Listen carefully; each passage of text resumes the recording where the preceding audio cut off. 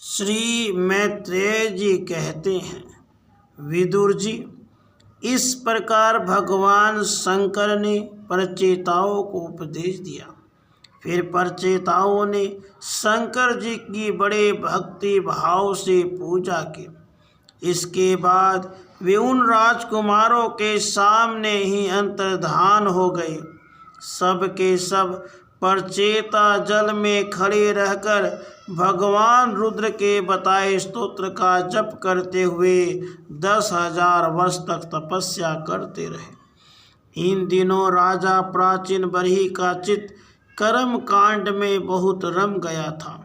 उन्हें अध्यात्म विद्या विशारद परम कृपालु नारद जी ने उपदेश दिया। उन्होंने कहा कि राजन, इन कर्मों के द्वारा तुम अपना कौन सा कल्याण करना चाहते हो? दुख के आत्यांतिक नाश और परमानंद की प्राप्ति का नाम कल्याण है, वह तो कर्मों से नहीं मिलता। राजा ने कहा, महाभाग नारद जी, मेरी बुद्धि कर्म में फंसी हुई है, इसलिए मुझे परम कल्याण का कोई पता नहीं है। आप मुझे विशुद्ध ज्ञान का उपदेश दीजिए, जिससे मैं इस कर्म बंधन से छूट जाऊं। जो पुरुष कपट धर्म में ग्रस्त आश्रम में ही रहता हुआ पुत्र स्त्री और धन को ही परम पुरुषार्थ मानता है, वह ज्ञान व संसार अरण्य में ही भटकता रहने के कारण उस परम कल्याण को प्राप्त नहीं कर सकता। श्री नारद जी ने कहा, देखो राजन, तुमने यज्ञ में निर्दयता पूर्वक जिन हजारों पशुओं की बलि दी है, उन्हें आकाश में देखो। ये सब तुम्हारे द्वारा प्राप्त हुई पीड़ाओं को याद करते हुए बदला लेने के लिए तुम्हारी बाट देख रहे हैं। जब तुम मरकर परलोक में जाओगे, तब ये अत्यंत क्रोध में भरकर तुम्हें अपने लोहे के से सींगों से छेदेंगे। अच्छा, इस विषय में मैं तुम्हें एक प्राचीन उपाख्यान सुनाता हूँ। वह राजा पुरंजन का चरित्र है, उसे तुम मुझसे सावधान होकर सुनो। राजन, पूर्व काल में पुरंजन नाम का एक बड़ा यशस्वी राजा था। उसका अविज्ञात नामक एक मित्र था। कोई भी उसकी चेष्टाओं को समझ नहीं सकता था। राजा पुरंजन अपने रहने योग्य स्थान की खोज में सारी पृथ्वी में घूमा, फिर भी जब उसे कोई अनुरूप स्थान न मिला, तब वह कुछ उदास सा हो गया। उसे तरह तरह के भोगों की लालसा थी। उन्हें भोगने के लिए उसने संसार में जितने नगर देखे, उनमें से कोई भी उसे ठीक न जचा। एक दिन उसने हिमालय के दक्षिण तटवर्ती शिखरों पर कर्म भूमि भारत खंड में एक 9 द्वारों का नगर देखा। वह सब प्रकार के सुलक्षणों से संपन्न था। सब ओर से परकोटों, बगीचों, अटारियों, खाइयों, झरोखों और राजद्वारों से सुशोभित था।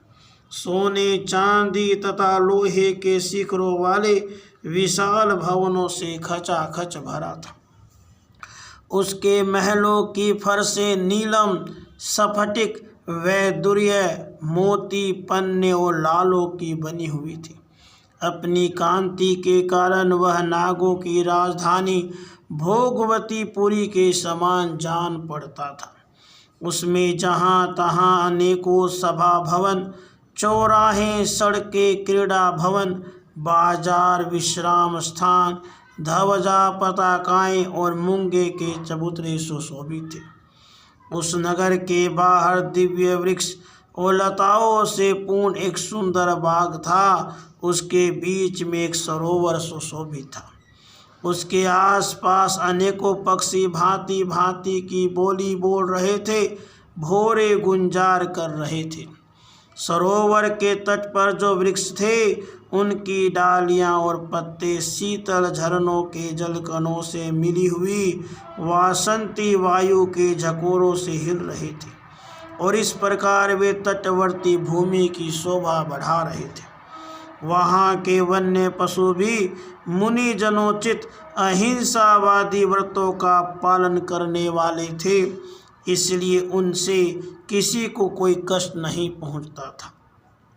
वहाँ बार बार जो कोकिल की कुहू ध्वनि होती थी, उससे मार्ग में चलने वाले बटोहियों को ऐसा भ्रम होता था मानो वह बगीचा विश्राम करने के लिए उन्हें बुला रहा है। राजा पुरंजन ने उस अद्भुत वन में घूमते घूमते एक सुंदरी को आते देखा, जो अकस्मात उधर चली आई थी।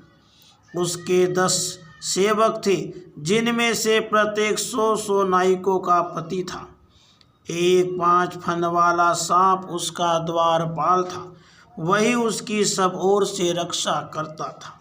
वह सुंदरी भोली भाली किशोरी थी और विवाह के लिए श्रेष्ठ पुरुष की खोज में थी। उसकी नासिका, दंत पंक्ति, कपोल और मुख बहुत सुंदर थे। उसके समान कानों में कुंडल झिलमिला रहे थे। उसका रंग सांवला था, कटी प्रदेश सुंदर था। वह पीले रंग की साड़ी और सोने की करधनी पहने हुए थी। चलते समय चरणों से नूपुरों की झनकार करती जाती थी। अधिक क्या, वह साक्षात कोई देवी सी जान पड़ती थी। वह गजगामिनी बाला, किशोरावस्था की सूचना देने वाले, अपने गोल गोल समान और परस्पर सटे हुए सतनों को लज्जावश बार बार अंचल से ढकती जाती थी। उसकी प्रेम से मटकती बोह और प्रेम पूर्ण त्रिच्छ चितवन के बाण से घायल होकर वीर पुरंजन ने लज्जा युक्त मुस्कान से और भी सुंदर लगने वाले उस देवी से मधुर वाणी में कहा, कमल दर लोचने, मुझे बताओ तुम कौन हो, किसकी कन्या हो? साध्वी, इस समय आ कहाँ से रही हो? भीरू, इस पुरी के समीप तुम क्या करना चाहती हो? शुभ्रू, तुम्हारे साथ इस 11वें महान शूरवीर से संचालित ये 10 सेवक कौन हैं, और ये सहेलियाँ तथा तुम्हारे आगे आगे चलने वाला यह सर्प कौन है? सुंदरी, तुम साक्षात लज्जा देवी हो अथवा उमा, रमा और ब्राह्मणी में से कोई हो? यहाँ वन में मुनियों की तरह एकांतवास करके क्या अपने पति देव को खोज रही हो? तुम्हारे प्राणनाथ तो तुम उनके चरणों की कामना करती हो, इतने से ही पूर्ण काम हो जाएंगे। अच्छा, यदि तुम साक्षात कमला देवी हो तो तुम्हारे हाथ का कीड़ा कमल कहाँ गिर गया है? सुभगे, तुम इनमें से तो कोई हो नहीं, क्योंकि तुम्हारे चरण पृथ्वी का स्पर्श कर रहे हैं। अच्छा, यदि तुम कोई मानवी हो तो लक्ष्मी जी जिस प्रकार भगवान विष्णु के साथ वैकुंठ की शोभा बढ़ाती हैं, उसी प्रकार तुम मेरे साथ इस श्रेष्ठ पुरी को अलंकृत करो। देखो, मैं बड़ा ही वीर और पराक्रमी हूँ, परंतु आज तुम्हारे कटाक्षों ने मेरे मन को बेकाबू कर दिया है। तुम्हारी लजीली और अति भाव से भरी मुस्कान के साथ बोहों के संकेत पाकर यह शक्तिशाली कामदेव मुझे पीड़ित कर रहा है। इसलिए सुंदरी, अब तुम्हें मुझ पर कृपा करनी चाहिए। सुचिस्मते, सुंदर बोहें और सुघड़ नेत्रों से सुशोभित तुम्हारा मुखारविंद इन लंबी लंबी काली अलकावलियों से घिरा हुआ है। तुम्हारे मुख से निकले हुए वाक्य बड़े ही मीठे और मन हरने वाले हैं, परंतु वह मुख तो लाज के मारे मेरी ओर होता ही नहीं। जरा ऊंचा करके अपने उस सुंदर मुखड़े का मुझे दर्शन तो कराओ। श्री नारद जी ने कहा, वीरवर, जब राजा पुरंजन ने अधीर से होकर इस प्रकार याचना की, तब उस बाला ने भी हंसते हुए उसका अनुमोदन किया। वह भी राजा को देखकर मोहित हो चुकी थी। वह कहने लगी, नरश्रेष्ठ, हमें अपने उत्पन्न करने वाले का ठीक ठीक पता नहीं है, और न हम अपने या किसी दूसरे के नाम या गोत्र को ही जानती हैं। वीरवर, आज हम सब इस पुरी में हैं, इसके सिवा मैं और कुछ नहीं जानती। मुझे इसका भी पता नहीं है कि हमारे रहने के लिए यह पुरी किसने बनाई है। प्रियवर, ये पुरुष मेरे सखा और स्त्रियां मेरी सहेलियां हैं, और जिस समय मैं सो जाती हूँ यह सर्प जागता हुआ इस पुरी की रक्षा करता रहता है। शत्रुदमन, आप यहाँ पधारे, यह मेरे लिए सौभाग्य की बात है। आपका मंगल हो। आपको विषय भोगों की इच्छा है, उसकी पूर्ति के लिए मैं अपने साथियों सहित सभी प्रकार के भोग प्रस्तुत करती रहूँगी। प्रभु, इस 9 द्वारों वाली पुरी में मेरे प्रस्तुत किए हुए इच्छित भोगों को भोगते हुए आप सैकड़ों वर्षों तक निवास कीजिए। भला आपको छोड़कर मैं और किसके साथ रमण करूँगी? तुम दूसरे लोग तो न रति सुख को जानते हैं, न विहित भोगों को ही भोगते हैं, न परलोक का ही विचार करते हैं, और न कल क्या होगा इसका ही ध्यान करते हैं। इसीलिए पशु तुल्य है। अहो, इस लोक में गृहस्थ आश्रम में ही धर्म, अर्थ, काम, संतान, सुख, मोक्ष, सुयश और स्वर्ग आदि दिव्य लोकों की प्राप्ति हो सकती है।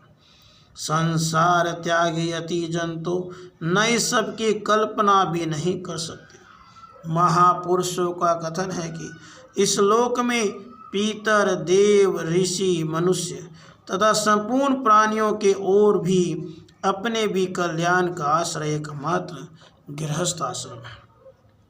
वीर शिरोमणि, लोक में मेरी जैसी कौन स्त्री होगी जो स्वयं प्राप्त हुए आप जैसे सुप्रसिद्ध, उदारचित और सुंदर पति को वरण न करेगी। महाबाहु, इस पृथ्वी पर आपकी सांप जैसी गोलाकार सुकोमल भुजाओं में स्थान पाने के लिए किस कामनी का चित्त न ललचाएगा। आप तो अपनी मधुर मुस्कानमयी करुणापूर्ण दृष्टि से हम जैसी अनाथाओं के मानसिक संताप को शांत करने के लिए ही पृथ्वी पर विचर रहे हैं। श्री नारद जी कहते हैं, राजन, उन स्त्री पुरुषों ने इस प्रकार एक दूसरे की बात का समर्थन कर फिर 100 वर्षों तक उस पुरी में रहकर आनंद भोगा। गायक लोग सुमधुर स्वर में जहाँ तहाँ राजा पुरंजन की कीर्ति गाया करते थे। जब ग्रीष्म ऋतु आती तब वह अनेकों स्त्रियों के साथ सरोवर में घुसकर जड़ क्रीड़ा करता। उस नगर में जो 9 द्वार थे उनमें से 7 नगरी के ऊपर और 2 नीचे थे। उस नगर का जो कोई राजा होता उसके पृथक पृथक देशों में जाने के लिए द्वार बनाए गए थे। राजन, इनमें से 5 पूर्व, 1 दक्षिण, 1 उत्तर और 2 पश्चिम की ओर थी। उनके नामों का मैं वर्णन करता हूँ। पूर्व की ओर खद्योता और आविर्मुखी नाम के 2 द्वार एक ही जगह बनाए गए थे। उनमें होकर राजा पुरंजन अपने मित्र द्युमान के साथ भी ब्राजित नामक देश को जाया करता था। इसी प्रकार उस ओर नलिनी और नालिनी नाम के 2 और द्वार भी एक ही जगह बनाए गए थे। उनसे होकर वह अवधूत के साथ सौरभ नामक देश को जाता था। पूर्व दिशा की ओर मुख्या नामक जो 5वां द्वार था उसमें होकर वह रसज्ञ और विपण के साथ क्रमशः बहुधन और आपण नाम के देशों को जाता था।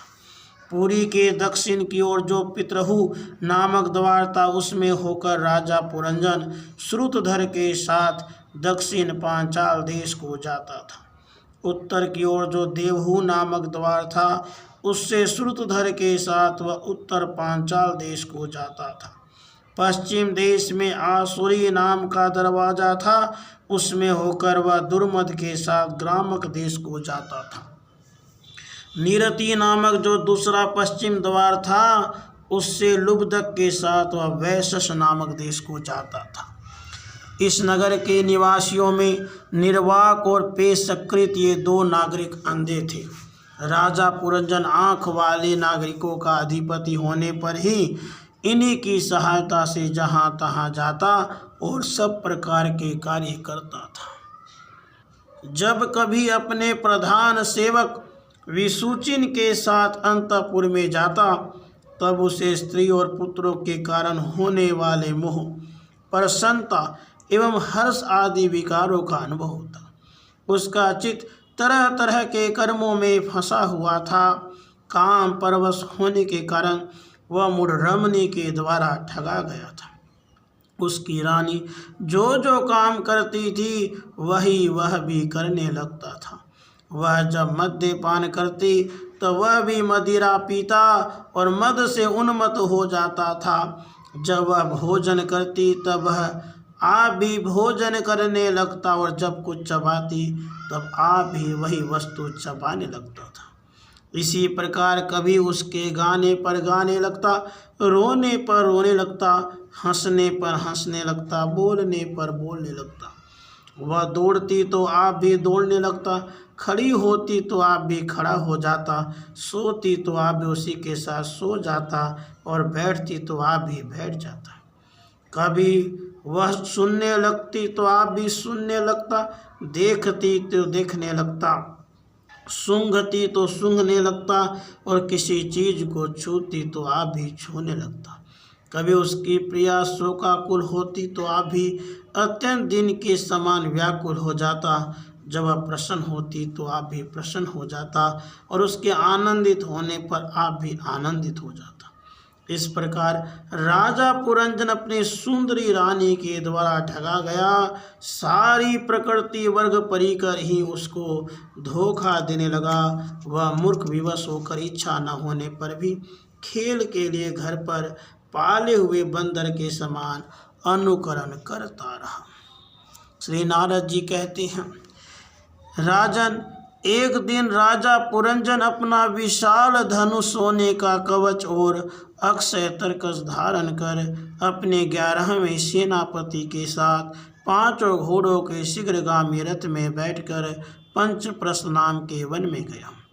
उस रथ में 2 ईसा दंड, 2 पहिए, 1 धुरी, 3 ध्वज दंड, 5 डोरियां, 1 लगाम, 1 सारथी, 1 बैठने का स्थान, 2 जुए, 5 आयुध और 7 आवरण थे।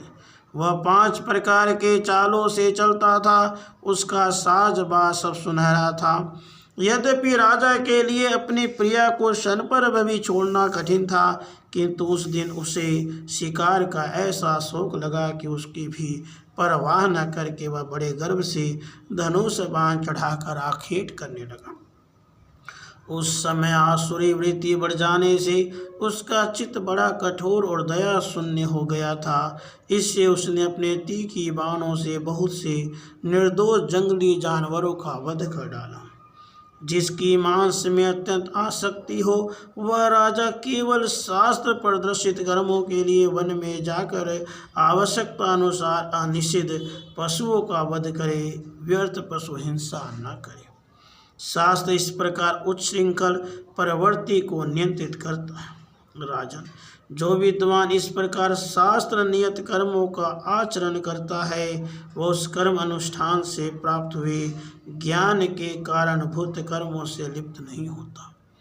नहीं तो मनमाना कर्म करने से मनुष्य भी मान के वशीभूत होकर कर्मों में बंध जाता है तथा गुण प्रवाह रूप संसार चक्र में पड़कर विवेक बुद्धि के नष्ट हो जाने से अधम योनियों में जन्म लेता है। पुरंजन के तरह तरह के पंखों वाले बाणों से छिन्न भिन्न होकर अनेकों जीव बड़े कष्ट के साथ प्राण त्यागने लगे। उसका वह निर्दयतापूर्ण जीव संहार देखकर सभी दयालु पुरुष बहुत दुखी हुए, वे इसे सह न सके। इस प्रकार वहाँ खरगोश, सुअर, भैंसे, नीलगाय, कृष्ण मृग, शाही तथा और भी बहुत से मैथ्य पशुओं का वध करते करते राजा पुरंजन बहुत थक गया। तब वह भूख प्यास से अत्यंत शिथिल हो वन से लौटकर राजमहल में आया। वहाँ उसने यथा योग्य रीति से स्नान और भोजन से निवृत्त हो कुछ विश्राम करके थकान दूर की। फिर गंध, चंदन और माला आदि से सुसज्जित हो सब अंगों में सुंदर सुंदर आभूषण पहने तब उसे अपने प्रिया की याद आई। वह भोजन आदि से तृप्त, हृदय में आनंदित, मद से उन्मत्त और काम से व्यतीत होकर अपनी सुंदरी भार्या को ढूंढने लगा, किंतु उसे वह कहीं भी दिखाई नहीं थी। प्राचीन बही तब उसने चित्त में कुछ उदास होकर अंतःपुर की स्त्रियों से पूछा, सुंदरियों, अपनी स्वामिनी के सहित तुम सब पहले की तरह कुशल से हो ना? क्या कारण है? आज इस घर की संपत्ति पहले जैसी सुहावनी नहीं जान पड़ती। घर में माता अथवा पति परायना भार्या न हो तो वह घर बिना पहिए के रथ के समान हो जाता है। फिर उसमें कौन बुद्धिमान दिन पुरुषों के समान रहना पसंद करेगा? अतः बताओ, वह सुंदरी कहाँ है जो दुख समुद्र में डूबने पर मेरी विवेक बुद्धि को पद पद पर जागृत करके मुझे उस संकट से उबार लेती है? स्त्रियों ने कहा, नरनाथ, मालूम नहीं आज आपकी प्रिया ने क्या ठानी है। शत्रुदमन देखी, वह बिना बिछोने के पृथ्वी पर ही पड़ी हुई है। श्री नारद जी कहते हैं, राजन, उस स्त्री के संग से राजा पुरंजन का विवेक नष्ट हो चुका था, इसलिए अपने रानी को पृथ्वी पर अस्त व्यस्त अवस्था में पड़ी देखकर वह अत्यंत व्याकुल हो गया। उसने दुखित हृदय से उसे मधुर वचनों द्वारा बहुत समझाया, किंतु उसे अपने प्रेयसी के अंदर अपने पति प्रणय कोप का कोई चिन्ह नहीं दिखाई दिया। वह मनाने में बहुत कुशल था, इसलिए अब पुरंजन ने उसे धीरे धीरे मनाना आरंभ किया। उसने पहले उसके चरण छुए और फिर गोद में बिठाकर बड़े प्यार से कहने लगा। पुरंजन बोला, सुंदरी, वे सेवक तो निश्चय ही बड़े अभागे हैं जिनके अपराध करने पर स्वामी उन्हें अपना समझकर शिक्षा के लिए उचित दंड नहीं देते। सेवक को दिया हुआ स्वामी का दंड तो उस पर बड़ा अनुग्रह ही होता है। जो मूर्ख हैं उन्हीं को क्रोध के कारण अपने हितकारी स्वामी के किए हुए उस उपकार का पता नहीं चलता। सुंदर दंतावली और मनोहर भौहों से शोभा पाने वाली मनस्वनी, अब यह क्रोध दूर करो और एक बार मुझे अपना समझकर प्रणय भार तथा लज्जा से झुका हुआ एवं मधुर मुस्कानमयी चितवन से सुशोभित अपना मनोहर मुखड़ा दिखाओ। ओहो, भरमर पंक्ति के समान नीली अलकावली, उन्नत नासिका और सुमधुर वाणी के कारण तुम्हारा वह मुखारविंद कैसा मनोमोहक जान पड़ता है। वीर पत्नी, यदि किसी दूसरे ने तुम्हारा कोई अपराध किया हो तो उसे बताओ। यदि वह अपराधी ब्राह्मण कुल का नहीं है तो मैं उसे अभी दंड देता हूँ। मुझे तो भगवान के भक्तों को छोड़कर त्रिलोकी में अथवा उससे बाहर ऐसा कोई नहीं दिखाई देता जो तुम्हारा अपराध करके निर्भय और आनंद पूर्वक रह सके। प्रिय, मैंने आज तक तुम्हारा मुख कभी तिलकहीन, उदास, मुरझाया हुआ, क्रोध के कारण डरावना, कांतिहीन और स्नेह शून्य नहीं देखा। वो न कभी तुम्हारे सुंदर स्तनों को ही शोकश्रुओं से भीगा तथा बिंबा फल सदृश अधरों को स्निग्ध केसर की लाली से रहित देखा। मैं व्यसनवश तुमसे बिना पूछे शिकार खेलने चला गया, इसलिए अवश्य अपराधी हूँ। फिर भी अपना समझकर तुम मुझ पर प्रसन्न हो जाओ।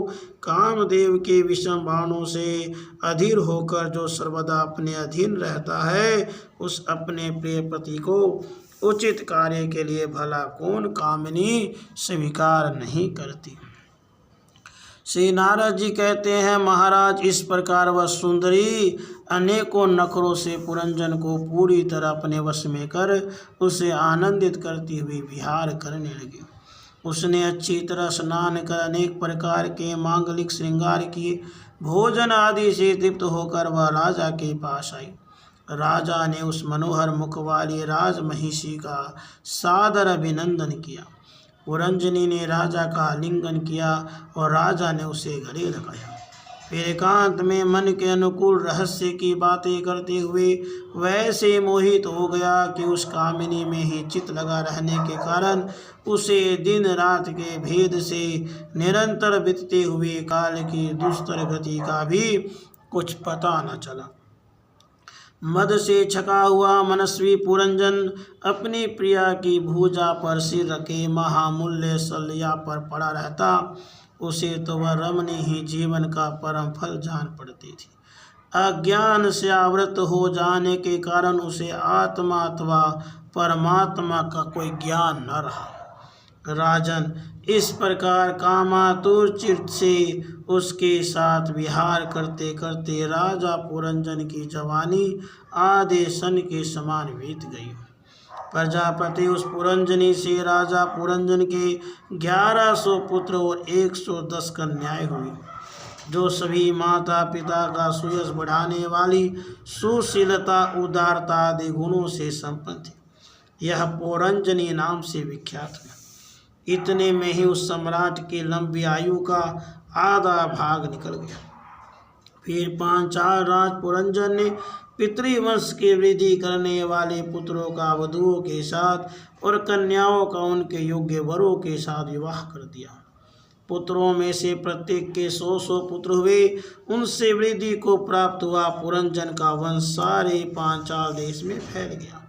इन पुत्र पौत्र गृह को सेवक और मंत्री आदि में दृढ़ ममता हो जाने से वह इन विषयों में ही बंध गया। फिर तुम्हारी तरह उसने भी अनेक प्रकार के भोगों की कामना से यज्ञ की दीक्षा ले तरह तरह के पशु हिंसा में घोर यज्ञों से देवता, पितर और भूतपतियों की आराधना की। इस प्रकार वह जीवन भर आत्मा का कल्याण करने वाले कर्मों की ओर से असावधान और कुटुंब पालन में व्यस्त रहा। अंत में वृद्धावस्था का वह समय आ पहुंचा जो स्त्री लंपट पुरुषों को बड़ा अप्रिय होता है। राजन, चंडवेग नाम का यह गंधर्व राज है। उसके अधीन 360 महाबलवान गंधर्व रहते हैं। उनके साथ मिथुन भाव से स्थित कृष्ण और शुक्ल वर्ण की उतनी ही गंधर्वियाँ भी हैं। ये बारी बारी से चक्कर लगाकर भोग विलास की सामग्रियों से भरी पूरी नगरी को लूटती रहती है। गंधर्वराज चंडवेग के उन अनुचरों ने जब राजा पुरंजन का नगर लूटना प्रारंभ किया, तब उन्हें 5 फन के सर्प पर जागर ने रोका। यह पुरंजनपुरी की चौकसी करने वाला महाबलवान सर्प 100 वर्ष तक अकेला ही उन 720 गंधर्व गंधर्वियों से युद्ध करता रहा। बहुत से वीरों के साथ अकेले ही युद्ध करने के कारण अपने एकमात्र संबंधी प्रजागर को बलहीन हुआ देख राजा पुरंजन को अपने राष्ट्र और नगर में रहने वाले अन्य बांधवों के साथ बड़ी चिंता हुई। वह इतने दिनों तक पांचाल देश के उस नगर में अपने दूतों द्वारा लाए हुए कर को लेकर विषय भोग में मस्त रहता था। स्त्री के वशीभूत रहने के कारण इस अवश्य भावी भय का उसे पता ही न चला। राजन, इन्हीं दिनों काल की एक कन्या वर की खोज में त्रिलोकी में भटकती रही, फिर भी उसे किसी ने स्वीकार नहीं किया। वह काल्य कन्या बड़ी भाग्यहीना थी, इसलिए लोग उसे दुर्भगा कहते थे।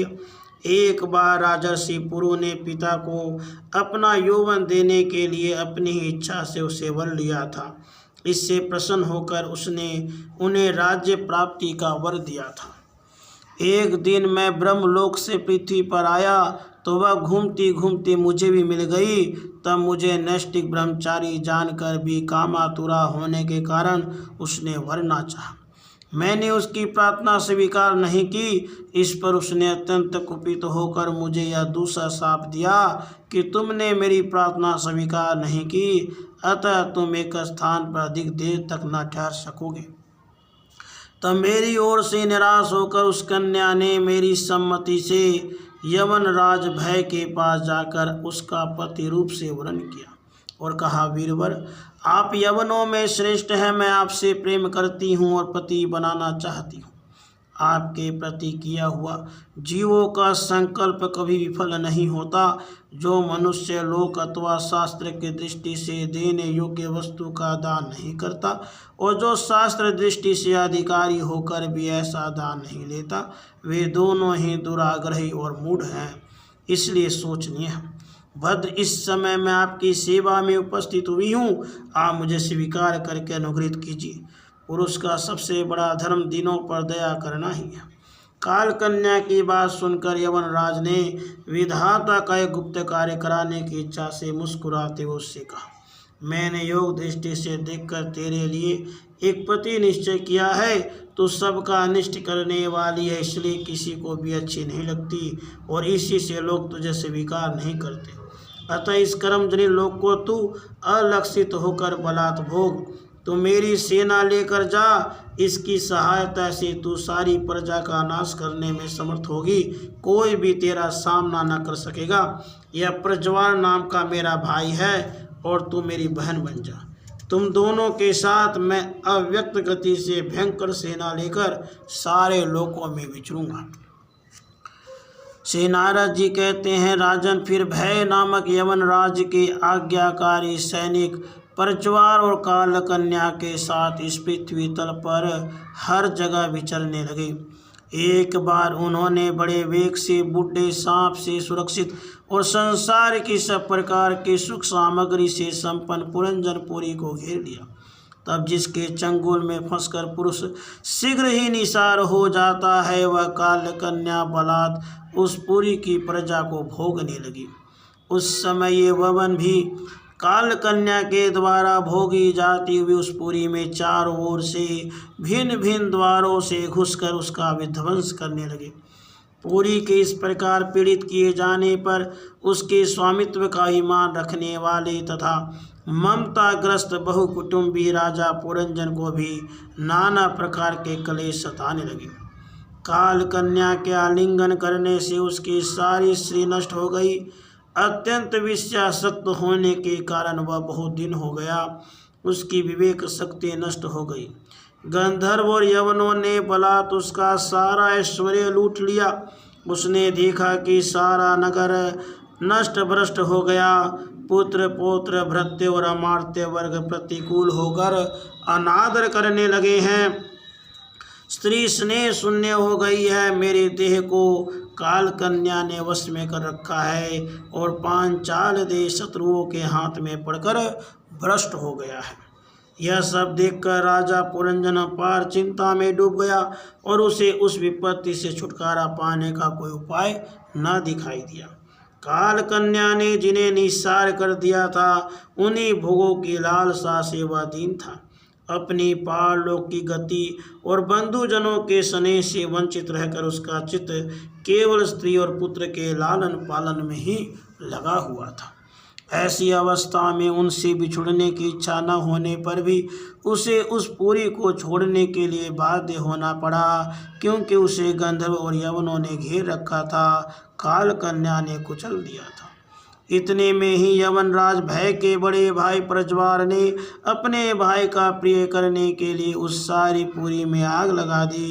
जब वह नगरी जलने लगी तब पूर्ववासी सेवक वृंद, संतान वर्ग और कुटुंब की स्वामिनी के सहित कुटुंब वत्सल पुरंजन को बड़ा दुख हुआ। नगर को कालकन्या के हाथ में पड़ा देख उसकी रक्षा करने वाले सर्प को भी बड़ी पीड़ा हुई, क्योंकि उसके निवास स्थान पर भी यवनों ने अधिकार कर लिया था। प्रज्वाल उस पर भी आक्रमण कर रहा था।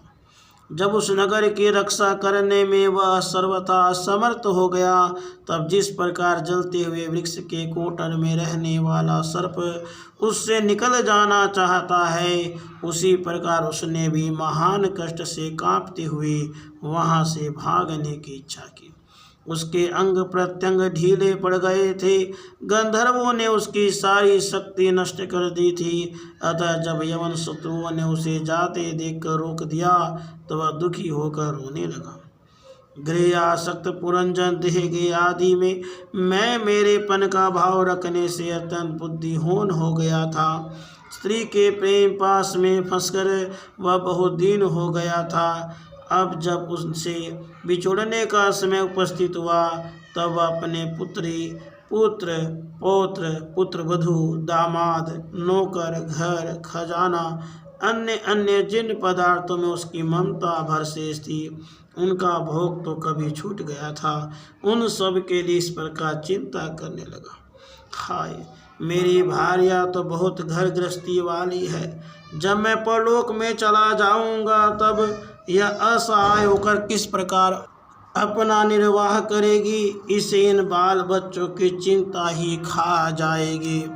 यह मेरे भोजन किए बिना भोजन नहीं करती थी, स्नान किए बिना स्नान नहीं करती थी, सदा मेरे ही सेवा में तत्पर रहती थी। मैं कभी रूठ जाता तो यह बड़ी भयभीत हो जाती थी। झिड़कने लगती तो डर के मारे चुप हो जाती थी। मुझसे कोई भूल हो जाती तो यह मुझे सचेत कर देती थी। मुझ में इसका इतना अधिक स्नेह है कि यदि मैं कभी परदेश चला जाता तो वह विरह अवस्था में सूख कर कांटा हो जाती थी। यूँ तो यह वीर माता है तो भी मेरे पीछे क्या यह गृहस्थ आश्रम का व्यवहार चला सकेगी।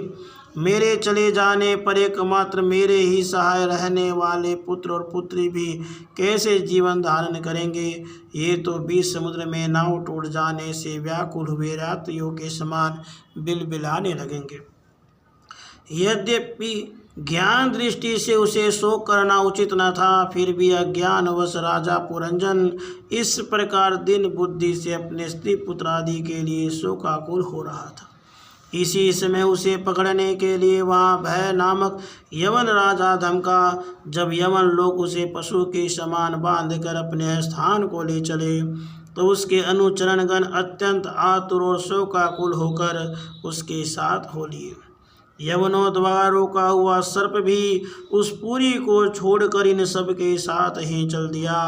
उसके जाते ही सारा नगर छिन्न भिन्न होकर अपने अपने कारण में लीन हो गया। इस प्रकार महाबली यवन राज के बलपूर्वक खींचने पर भी राजा पुरंजन ने अज्ञानवश अपने हितैषी एवं पुराने मित्र अभिज्ञात का स्मरण नहीं किया। उस निर्दय राजा ने जिन यज्ञ पशुओं की बलि दी थी वे उसकी दी हुई पीड़ा को याद करके उसे क्रोधपूर्वक कुठारों से काटने लगे। वह वर्षों तक विवेकहीन अवस्था में अपार अंधकार में पड़ा निरंतर कष्ट भोगता रहा। स्त्री की आसक्ति से उसकी यह दुर्गति हुई थी। अंत समय में भी पुरंजन को उसी का चिंतन बना हुआ था, इसलिए दूसरे जन्म में वह नृपश्रेष्ठ विदर्भ राज के यहाँ सुंदरी कन्या बनकर उत्पन्न हुआ। जब यह विदर्भ नंदिनी विवाह योग्य हुई तब विदर्भ राज ने घोषित कर दिया कि इसे सर्वश्रेष्ठ पराक्रमी वीर ही ब्याह सकेगा। तब शत्रुओं के नगरों को जीतने वाले पांड्य नरेश महाराज मल्ल ध्वज ने समर भूमि में समस्त राजाओं को जीतकर उसके साथ विवाह किया। उससे महाराज मल्ल ध्वज ने एक श्यामल लोचना कन्या और उससे छोटे 7 पुत्र उत्पन्न किए, जो आगे चलकर द्रविड़ देश के 7 राजा हुए।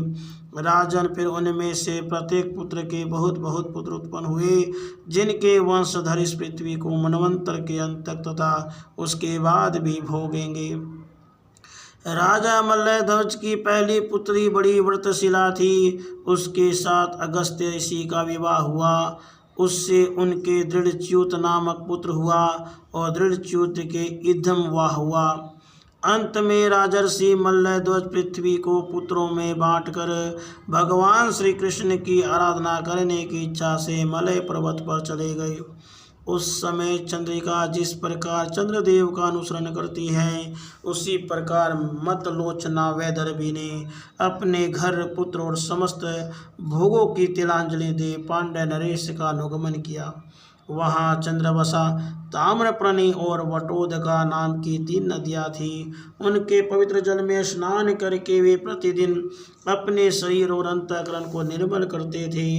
वहाँ रहकर उन्होंने कंद, बीज, मूल, फल, पुष्प, पत्ते तीनों जल से ही निर्वाह करते हुए बड़ा कठोर तप किया।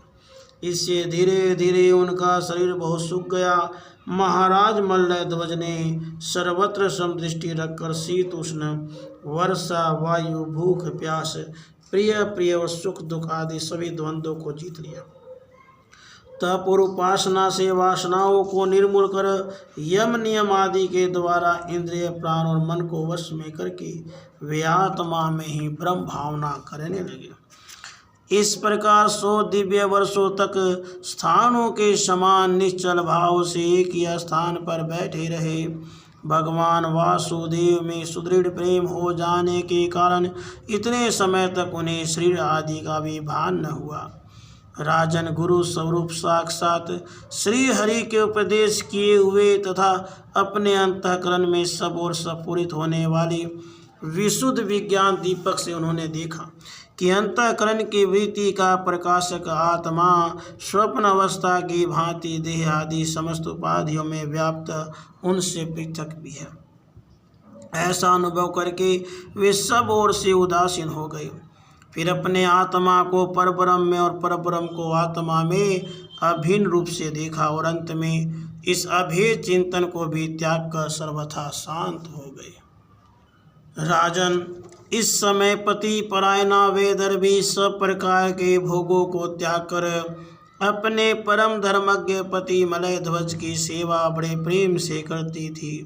वह चीर वस्त्र धारण किए रहती, व्रत उपवास आदि के कारण उसका शरीर अत्यंत कृश हो गया था और सिर के बाल आपस में उलझ जाने के कारण उनसे सटे पड़ गई थी। उस समय अपने पति देव के साथ वह अंगार भाव को प्राप्त धूम रहित अग्नि के समीप अग्नि की शांत शिखा के समान सुशोभित हो रही थी। उसके पति परलोकवासी हो चुके थे, परंतु पूर्ववत स्थिर आसन में विराजमान थे। इस रहस्य को न जानने कारण वह उनके पास जाकर उनकी पूर्ववत सेवा करने लगी। चरण सेवा करते समय जब उसे अपने पति के चरणों में गर्मी बिल्कुल नहीं मालूम हुई, तब तो वह झुंड से बिछड़ी हुई मृगी के समान चित्त में अत्यंत व्याकुल हो गई। उस बिहड़ वन में अपने को अकेली और दीन अवस्था में देखकर वह बड़ी शोकाकुल हुई और आंसुओं की धारा से स्तनों को भिगोती हुई बड़े जोर जोर से रोने लगी। वह बोली, राजर्षि उठिए उठिए, समुद्र से घिरी हुई यह वसुंधरा लुटेरों और अधार्मिक राजाओं से भयभीत हो रही है, आप इनकी रक्षा कीजिए। पति के साथ वन में गई हुई वह अबला इस प्रकार विलाप करती हुई पति के चरणों में गिर गई और रो रो कर आंसू बहाने लगी। लकड़ियों की चिता बनाकर उसने उस पर पति का शव रखा और अग्नि लगाकर विलाप करते करते स्वयं सती होने का निश्चय किया। राजन, इसी समय उसका कोई पुराना मित्र एक आत्मज्ञानी ब्राह्मण वहां आया। उसने उस रोती हुई अबला को मधुर वाणी में समझाते हुए कहा। ब्राह्मण ने कहा, तू कौन है, किसकी पुत्री है और जिसके लिए तू शोक कर रही है, वह यह सोया हुआ पुरुष कौन है? क्या तुम मुझे नहीं जानती? वही मैं तेरा मित्र हूँ जिसके साथ तू पहले विचरा करती थी। सखी, क्या तुम्हें अपनी याद आती है? किसी समय मैं तुम्हारा अविज्ञात नाम का सखा था। तुम पृथ्वी के भोग भोगने के लिए निवास स्थान की खोज में मुझे छोड़कर चले गए थे। आर्य, पहले मैं और तुम एक दूसरे के मित्र एवं मानस निवासी हंस थे। हम दोनों सहस्र वर्षों तक बिना किसी निवास स्थान के ही रहे थे, किंतु मित्र, तुम विषय भोगों की इच्छा से मुझे छोड़कर यहाँ पृथ्वी पर चले आए। यहाँ घूमते घूमते तुमने एक स्त्री का रचा हुआ स्थान देखा।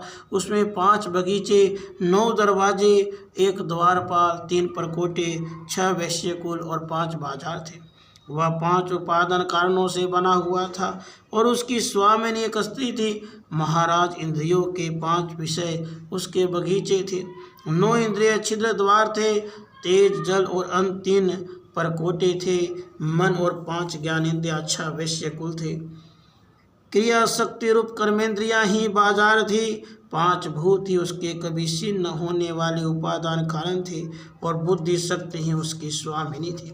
यह एक ऐसा नगर था जिसमें प्रवेश करने पर पुरुष ज्ञान शून्य हो जाता, अपने स्वरूप को भूल जाता है। भाई, उस नगर में उसकी स्वामिनी के फंदे में पड़कर उसके साथ विहार करते करते तुम भी अपने स्वरूप को भूल गए और उसी के संग से तुम्हारी यह दुर्दशा हुई है। देखो, तुम न तो विदर्भ राज्य की पुत्री हो और न यह वीर मल्लय ध्वज तुम्हारा पति ही, जिसने तुम्हें 9 द्वारों के नगर में बंद किया था, उस पुरंजनी के पति भी तुम नहीं हो। तुम पहले जन्म में अपने को पुरुष समझते थे और अब सती स्त्री मानते हो। यह सब मेरी ही फैलाई हुई माया है। वास्तव में तुम न पुरुष हो न स्त्री, हम दोनों तो हंस हैं। तुम्हारा जो वास्तविक स्वरूप है उसका अनुभव करो। मित्र, जो मैं ईश्वर हूँ वही तुम जो हो। तुम मुझसे भिन्न नहीं हो और तुम विचार पूर्वक देखो, मैं भी वही हूँ जो तुम हो। ज्ञानी पुरुष हम दोनों में कभी थोड़ा सा भी अंतर नहीं देखते। जैसे एक पुरुष अपने शरीर की परछाई को शीशे में और किसी व्यक्ति के नेत्र में भिन्न भिन्न रूप से देखता है, वैसे ही एक आत्मा विद्या और अविद्या की उपाधि के भेद से अपने को ईश्वर और जीव के रूप में दो प्रकार से देख रहा है। इस प्रकार जब हंस ईश्वर ने उसे सावधान किया, तब मान सरोवर का हंस अर्थात जीव अपने स्वरूप में स्थित हो गया और उसे अपने मित्र के बिछोह से भूला हुआ आत्मज्ञान फिर प्राप्त हो गया। प्राचीन बरही, मैंने तुम्हें परोक्ष रूप से यह आत्मज्ञान का दिग्दर्शन कराया है, क्योंकि जगतकर्ता जगदीश्वर को परोक्ष वर्णन ही अधिक प्रिय है। राजा प्राचीन बरही ने कहा, भगवान मेरी समझ में आपके वचनों का अभिप्राय पूरा नहीं आ रहा है। विवेकी पुरुष ही इसका तात्पर्य समझ सकते हैं, हम कर्म विमोहित जीव नहीं। श्री नारद जी ने कहा, राजन, पुरंजन नगर का निर्माता जीव है, जो अपने लिए 1, 2, 3, 4 अथवा बहुत पैरों वाला या बिना पैरों का शरीर रूप तैयार कर लेता है। उस जीव का सखा जो अविज्ञात नाम से कहा गया है, वह ईश्वर है, क्योंकि किसी प्रकार के नाम, गुण अथवा कर्मों से जीवों को उसका पता नहीं चलता। जीव ने जब सुख दुख रूप सभी प्राकृत विषयों को भोगने की इच्छा की, तब उसने दूसरे शरीर की अपेक्षा 9 द्वार, 2 हाथ और 2 पैरों वाला मानव देह ही पसंद किया।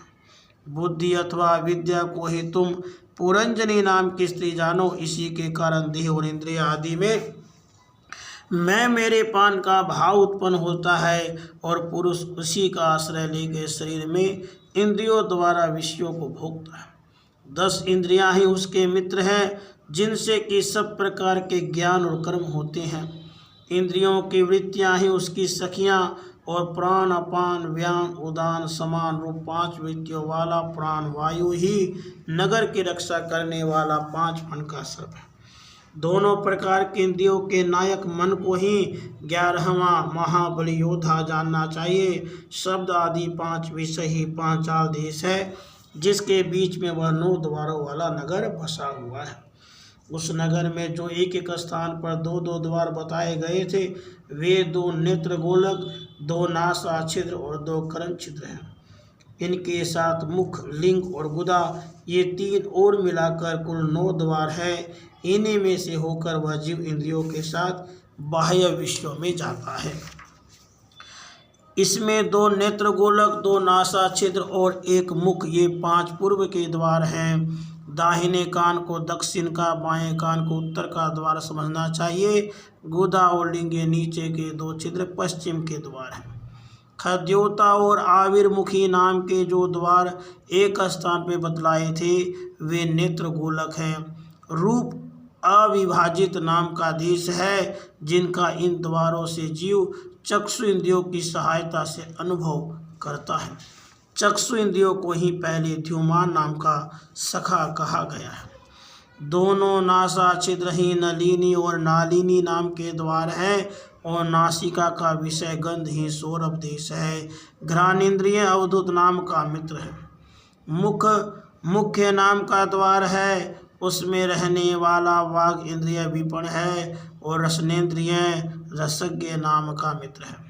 वाणी का व्यापार आपन है और तरह तरह के अन्न बहुधन है। दाहिना कान पितृहु और बायां कान देवहु कहा गया है।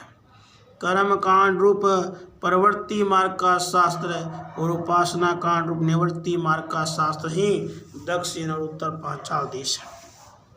इन्हें श्रवण इंद्रिय रूप श्रुतधर की सहायता से सुनकर जीव क्रमशः पितृयान और देवयान मार्गों में जाता है। लिंग ही आसुरी नाम का पश्चिमी द्वार है। स्त्री प्रसंग नामक नाम का देश है और लिंग में रहने वाला उपस्थ इंद्रिय दुर्मद नाम का मित्र है। गुदा निरति नाम का पश्चिमी द्वार है। नरक वैशस नाम का देश है और गुदा में स्थित पायु इंद्रिय लुब्धक नाम का मित्र है। इसके सिवा 2 पुरुष अंधे बताए गए हैं, उनका रहस्य भी सुनो, वे हाथ और पाँव हैं। इन्हीं की सहायता से जीव क्रम से सब काम करता है और जहाँ तहाँ आता जाता है। हृदय अंतःपुर है, उसमें रहने वाला मन ही विसूची नाम का प्रधान सेवक है। जीव उस मन के सत्वादी गुणों के कारण ही प्रसन्नता, हर्ष रूपी विकार अथवा मोह को प्राप्त होता है। बुद्धि राजमहिषी पुरंजनी जिस जिस प्रकार स्वप्न अवस्था में विकार को प्राप्त होती है और जागृत अवस्था में इंद्रिया आदि को विकृत करती है, उसके गुणों से लिप्त होकर आत्मा अर्थात जीव भी उसी रूप में उसकी वृत्तियों का अनुकरण करने को बाध्य होता है। यद्यपि वस्तुतः वह उनका निर्विकार साक्षी मात्र ही है। शरीर ही रथ है, उसमें ज्ञान इंद्रिय रूप 5 घोड़े जुटे हुए हैं। देखने में संवत्सर रूप काल के समान ही उसका अप्रतिहत वेग है, वास्तव में वह गतिहीन है। पुण्य और पाप ये 2 प्रकार के कर्म ही उसके पहिया हैं। 3 गुण ध्वज हैं, 5 प्राण डोरियां हैं। मन बागडोर है, बुद्धि सारथी है, हृदय बैठने का स्थान है, सुख दुख आदि द्वंद्व जुए हैं। इंद्रियों के 5 विषय उसमें रखे हुए आयुध है। त्वचा आदि 7 धातुएं उसके आवरण है। 5 कर्मेंद्रियां उसकी 5 प्रकार की गति है। इस रथ पर चढ़कर रथी रूप यह जीव मृग तृष्णा के समान मिथ्या विषयों की ओर दौड़ता है। 11 इंद्रियां उसकी सेना है। 5 ज्ञान इंद्रियों के द्वारा उन इंद्रियों के विषयों को अन्यायपूर्वक ग्रहण करना ही उसका शिकार खेलना है। जिसके द्वारा काल का ज्ञान होता है वह संवत्सर ही चंडवेग नाम का गंधर्वराज है। उसके अधीन जो 360 गंधर्व बताए गए थे वे दिन हैं और 360 गंधर्वियाँ रात्रि हैं।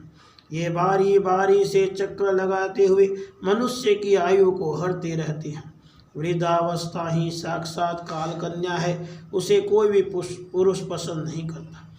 तब मृत्यु रूप यमन राज ने लोक का संहार करने के लिए उसे बहन मानकर स्वीकार कर लिया। आदि अर्थात मानसिक क्लेश, व्याधि अर्थात रोग आदि शारीरिक कष्ट ही उस यमन राज के पैदल चलने वाले सैनिक हैं तथा प्राणियों को पीड़ा पहुंचाकर शीघ्र ही मृत्यु के मुख में ले जाने वाला शीत और उष्ण 2 प्रकार का ज्वर ही प्रज्वार नाम का उसका भाई है। इस प्रकार यह देहिमानी जीव अज्ञान से आच्छादित होकर अनेक प्रकार के आदि भौतिक, आध्यात्मिक और आदि देवी कष्ट भोगता हुआ 100 वर्ष तक मनुष्य शरीर में पड़ा रहता है। वस्तुतः तो वह निर्गुण है, किंतु प्राण, इंद्रिय और मन के धर्म को अपने में आरोपित कर मैं मेरेपन कही मान से बंध कर शूद्र विषयों का चिंतन करता हुआ तरह तरह के कर्म करता रहता है। यह यद्यपि स्वयं प्रकाश है, तथापि जब तक जबकि परम गुरु आत्म स्वरूप श्री भगवान के स्वरूप को नहीं जानता तब तक प्रकृति के गुणों में ही बंधा रहता है।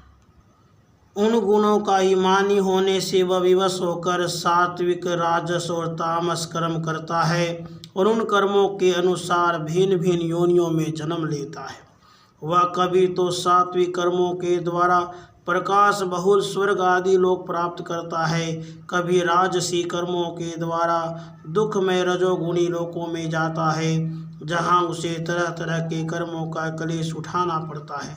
कभी कभी तमोगुणी कर्मों के द्वारा शोक बहुल तमोमयी योनियों में जन्म लेता है।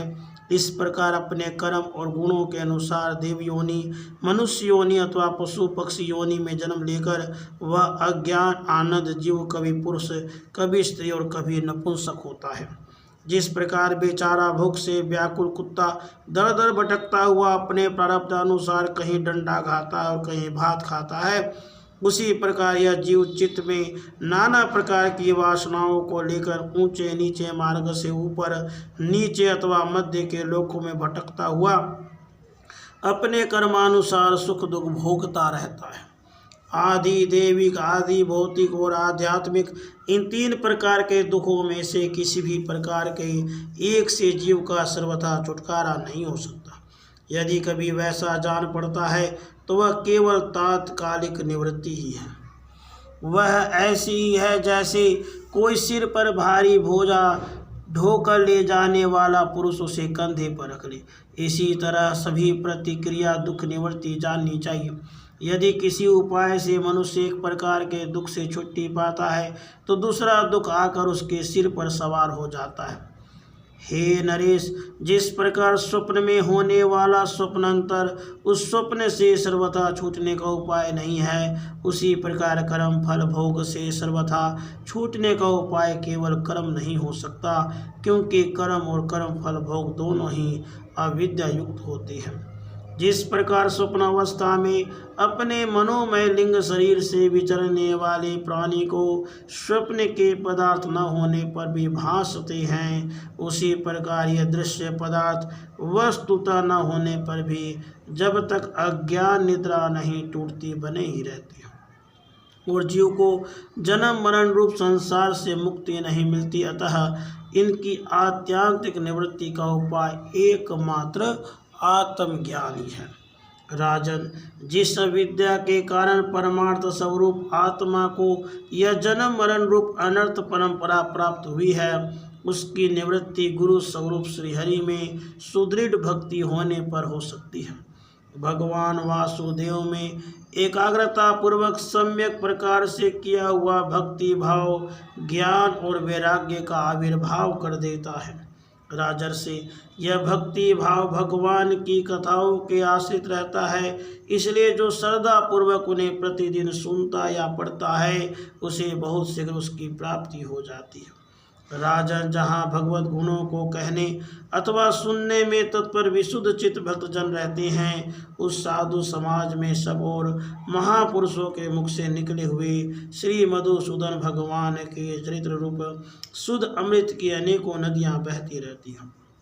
जो लोग अतृप्त चित्त से श्रवण में तत्पर अपने कर्ण कुहरों द्वारा उस अमृत का चक्कर पान करते हैं, उन्हें भूख प्यास भय शोक और मोह आदि कुछ भी बाधा नहीं पहुंचा सकते। हाय, स्वभावतः प्राप्त होने वाले सुधा पिपासा आदि विघ्नों से सदा घिरा हुआ जीव समुदाय श्री हरि के कथामृत सिंधु से प्रेम नहीं करता। साक्षात प्रजापतियों के पति ब्रह्मा जी, भगवान शंकर, शाम्भु मनु दक्ष आदि प्रजापतिगण, सनक आदि नैष्टिक ब्रह्मचारी, मरीचि, अत्रि, अंगिरा, पुलस्त्य, कुलह, क्रतु, भृगु, वशिष्ठ और मैं, ये जितने ब्रह्मवादी मुनिगण हैं, समस्त वांगमय के अधिपति होने पर भी तप उपासना और समाधि के द्वारा ढूंढ ढूंढ कर हार गए, फिर भी उस सर्वसाक्षी परमेश्वर को आज तक न देख सके। वेद भी अत्यंत विस्तृत है, उसका पार पाना हंसी खेल नहीं। अनेकों महानुभाव उसकी आलोचना करके मंत्रों में बताए हुए वर्ज हस्तवादी गुणों से युक्त इंद्र आदि देवताओं के रूप में भिन्न भिन्न कर्मों के द्वारा यद्यपि उस परमात्मा का यजन करते हैं, फिर भी उसके स्वरूप को वे भी नहीं जानते। हृदय में बार बार चिंतन किए जाने पर भगवान जिस समय जिस जीव पर कृपा करते हैं, उसी समय वह लौकिक व्यवहार एवं वैदिक कर्म मार्ग की बदमूल आस्था से छुट्टी पा जाता है। हे राजन, तुम इन कर्मों में परमार्थ बुद्धि मत करो, ये सुनने में ही प्रिय जान पड़ते हैं, परमार्थ का तो स्पर्श भी नहीं करा सकते। ये जो परमार्थवत दिख पड़ते हैं, इसमें केवल अज्ञान ही कारण है। जो मलिन मति कर्मवादी लोग वेद को कर्म परक बताते हैं, वे वास्तव में उसका मर्म नहीं जानते। इसका कारण यही है कि वे अपने स्वरूपभूत लोक आत्म तत्व को नहीं जानते, जहाँ साक्षात श्री जनार्दन भगवान विराजमान है।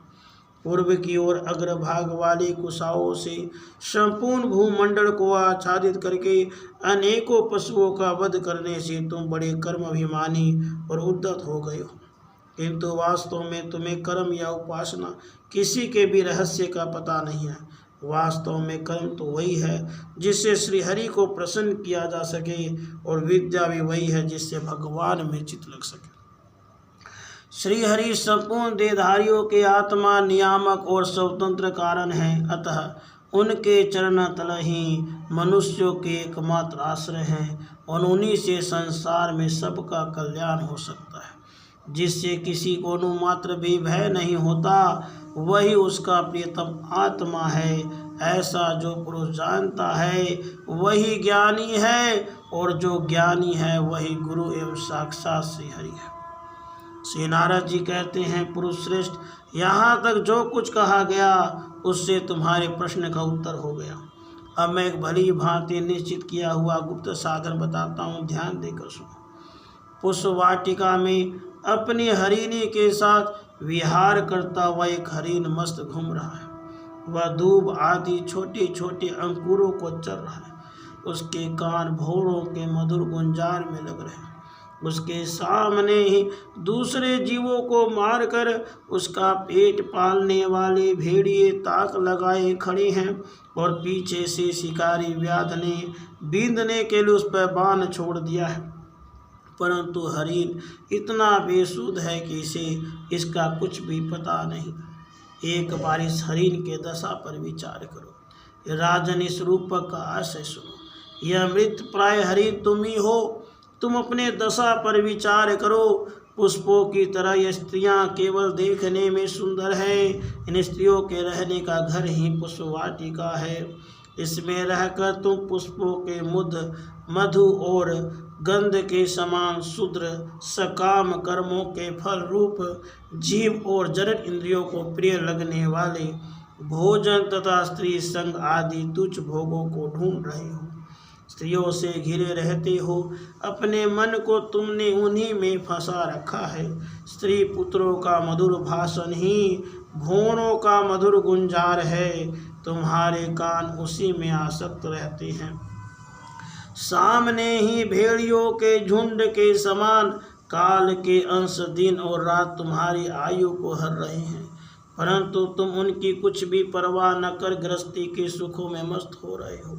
तुम्हारे पीछे गुपचुप लगा हुआ शिकारी काल अपने पीछे छिपे हुए बाण से तुम्हारे हृदय को दूर से ही बींध डालना चाहता है। इस प्रकार अपने को मृग की सी स्थिति में देखकर तुम अपने चित्त को हृदय के भीतर निरुद्ध करो और नदी की भांति प्रवाहित होने वाली श्रवण इंद्रियों की बाह्य वृत्ति को चित्त में स्थित करो। जहाँ कामी पुरुष की चर्चा होती रहती है, उस गृहस्थ आश्रम को छोड़कर परमहंस के आशय श्री हरि को प्रसन्न करो और क्रमशः सभी विषयों से विरत हो जाओ। राजा प्राचीन बरही ने कहा, हे भगवान, आपने कृपा करके मुझे जो उपदेश दिया उसे मैंने सुना और उस पर विशेष रूप से विचार भी किया। मुझे कर्म का उपदेश देने वाले इन आचार्यों का निश्चय ही इसका ज्ञान नहीं है। यदि ये इस विषय को जानते तो मुझे उसका उपदेश क्यों न करते। विप्रवर, मेरे उपाधियों ने आत्म तत्व के विषय में मेरे हृदय में जो महान संशय खड़ा कर दिया था उसे आपने पूरी तरह से काट दिया। इस विषय में इंद्रियों की गति न होने के कारण मंत्र दृष्टा ऋषियों को भी मोह हो जाता है। वेदवादियों कथन जगह जगह सुना जाता है कि पुरुष इस लोक में जिसके द्वारा कर्म करता है उस स्थूल शरीर को यहीं छोड़कर परलोक में कर्मों से ही बने हुए दूसरे देह से उनका फल भोगता है। किंतु यह बात कैसे हो सकती है, क्योंकि उन कर्मों का कर्ता स्थूल शरीर तो यहीं नष्ट हो जाता है। इसके सिवा जो जो कर्म यहाँ किए जाते हैं वे तो दूसरे ही क्षण में दृश्य हो जाते हैं। वे परलोक में फल देने के लिए किस प्रकार पुनः प्रकट हो जाते हैं। श्री नारद जी ने कहा, राजन, स्थूल शरीर तो लिंग शरीर के अधीन है, अतः कर्मों का उत्तरदायित्व उसी पर है। जिस पर मन प्रधान लिंग शरीर की सहायता से मनुष्य कर्म करता है वह तो मरने के बाद भी उसके साथ रहता ही है, अतः वह परलोक में अपरोक्ष रूप से स्वयं उसी के द्वारा उनका फल भोगता है। स्वप्न अवस्था में मनुष्य इस जीवित शरीर का ही मान तो छोड़ देता है, परंतु इसी के समान अथवा इससे भिन्न प्रकार के पशु पक्षी आदि शरीर से वह मन में संस्कार से स्थित कर्मों का फल भोगता रहता है। इस मन के द्वारा जीव जिन स्त्री पुत्र आदि को ये मेरे हैं और देह आदि को यह मैं हूँ ऐसा कहकर मानता है, उनके किए हुए पाप पुण्य आदि रूप कर्मों को भी यह अपने ऊपर ले लेता है और उनके कारण इसे व्यर्थ ही फिर जन्म लेना पड़ता है।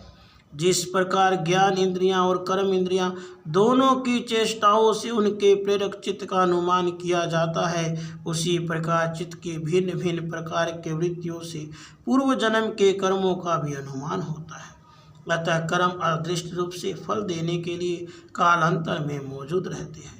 कभी कभी देखा जाता है कि जिस वस्तु का इस शरीर से कभी अनुभव नहीं किया, जिसे न कभी देखा न सुना ही, उसका स्वप्न में वह जैसी होती है वैसा ही अनुभव हो जाता है। राजन, तुम निश्चय मानो कि लिंग देह के अभिमानी जीव को उसका अनुभव पूर्व जन्म में हो चुका है, क्योंकि जो वस्तु पहले अनुभव की हुई नहीं होती उसकी मन में वासना भी नहीं हो सकती। राजन, तुम्हारा कल्याण हो।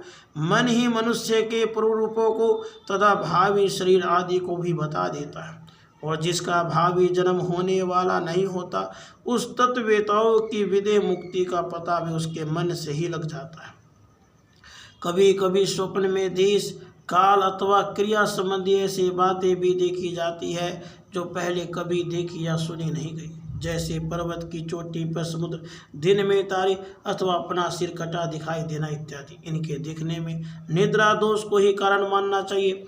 मन के सामने इंद्रियों से अनुभव होने वाले पदार्थ ही भोग रूप में बार बार आते हैं और भोग समाप्त होने पर चले जाते हैं। ऐसा कोई पदार्थ नहीं आता जिसका इंद्रियों से अनुभव ही ना हो सके। इसका कारण यही है कि सब जीव मन सहित है।